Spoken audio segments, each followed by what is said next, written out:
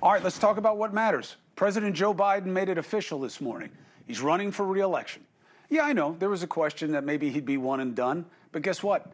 They don't believe they have anybody better on that side of the ball in the Democratic Party. They believe he is their best bet to beat Trump, and they're really hoping it's Trump. So what was his sales pitch? That there's more to do. He wants to finish the job. Take a look.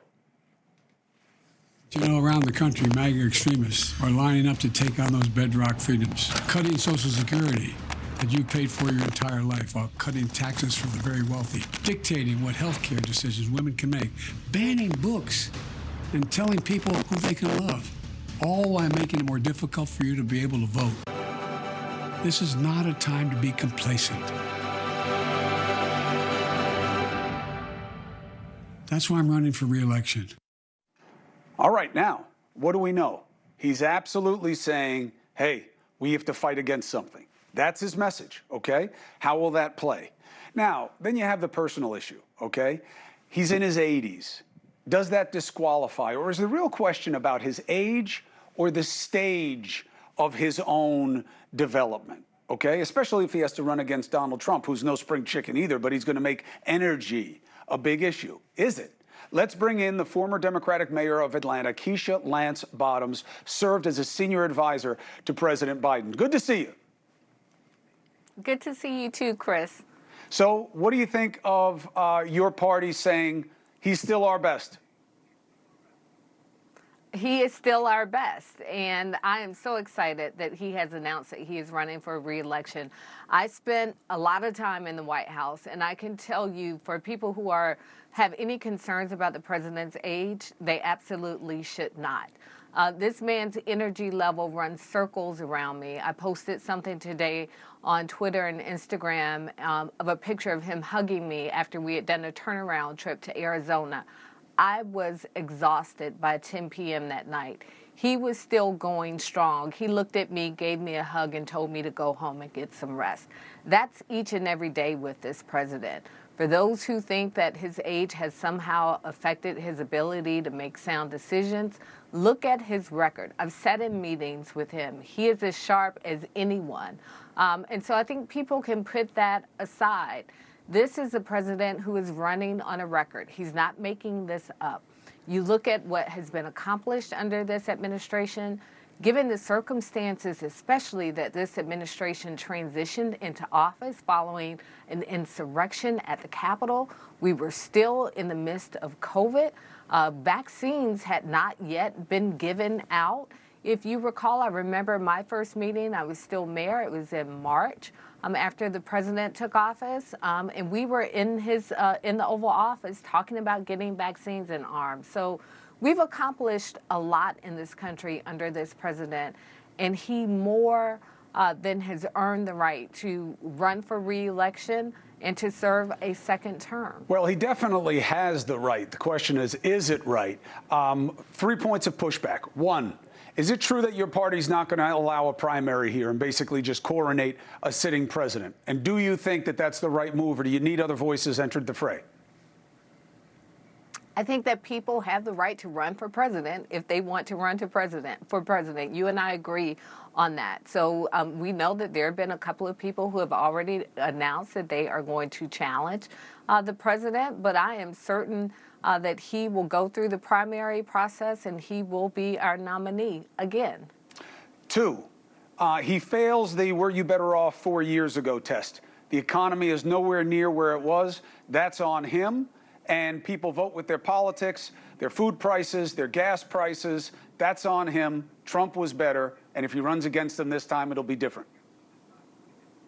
4 years ago, we were not in the midst of a pandemic. The pandemic was in 2020. So this president, certainly 4 years ago, we were in a very different position. 4 years ago, we were still riding the coattails of the Obama-Biden administration. So the true test is when times get difficult, and we know that Donald Trump failed that test miserably.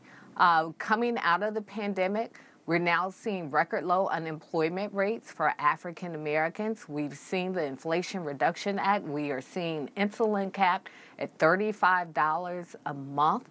across this country for seniors. We've seen the CHIPS Act that's bringing jobs back to America. We've seen the Infrastructure Act that's making sure that our bridges and our roadways are being repaired. I know as mayor, that's what people actually care about. Are there potholes in my streets? Are my bridges safe? So I would venture to say that in many ways we are better off than we were 4 years ago. Last point of pushback for this first interview. Even if you have a message to deliver, he's not the right messenger. He doesn't seem to be on his game when it comes to verbalizing the message. He seems to be hidden. He doesn't come on a lot of shows to answer questions that you would expect the head of this country to do so. He's past prime. I disagree with that. Everybody has their own style of leadership, and this president allows his work to speak for itself. He's delivering for the American people. This administration has delivered in multiple ways, many of which I've already shared with you. And listen, Chris, I start to dip after 5 o'clock. I get a little sleepy and a little tongue-tied myself. So that has nothing to do with being 80 years old. That just has to do with being a human being. He communicates very effectively, and the work speaks for itself. And that's the reason the American people should vote for Joe Biden again for president. Keisha Lance Bottoms, you make a very good case, and I appreciate making it on this show, and I look forward to doing it again. Thank you, Chris. Look forward to seeing you again. All right, take care. Now, let's get the other side. Got to balance it out. Conservative radio host Ben Ferguson, friend of show. Good to see you, brother. Good to be. I'm glad we're making it past 7 when we're dipping at 5, and that's a new where our standard is for being the president. I'll get a little tired at 5 o'clock now. You and I are rock stars now. I basically, I don't see the 5 o'clock You clock. let that one go by. That pitch, you were kind. You deserve Man of the Year award for that one. I got to let you guys make the case. I can't slap you around the whole time. Otherwise, the audience doesn't get to do its own job of making up its own mind. Now, look, let's do a plus minus on this situation. I am surprised. I thought he was going to be a one-term president. Now, I always knew that everybody has the ambition. I thought this time it may be different. Let's start with your existential concern. He beat Trump once. That means he can beat him again. Look, I think Democrats right now, they have decided they're going to lower the bar to, if you can stay awake till 5 o'clock, we'll vote for you. I also think the Democratic Party only cares about winning. Look at Fetterman is a perfect example of that. He's clearly not serving the people of Pennsylvania well. I think they actually are abusing that man by propping him up the way they are. They don't care about him as an individual. And I think right now the real reason why Joe Biden announced today is he was getting nervous. He was getting nervous that there were other Democrats that were really looking at going to challenge him. And the numbers are his biggest problem. 70% of Americans in the latest poll said they did not want him to run for re-election. 72% of Americans said that right now America is in a disaster. And this on top of the fact that the number one thing that Democrats are concerned about is the cognitive decline of the president. I was watching him at the final debate with Trump last time, and you look at who he was then compared to what he is now. There's a reason, Chris, why they put out a flashy video that probably took 100 hours to edit, where the president barely said anything in his "I'm announcing a re-election bid." I don't know if you can win this time around staying in the basement.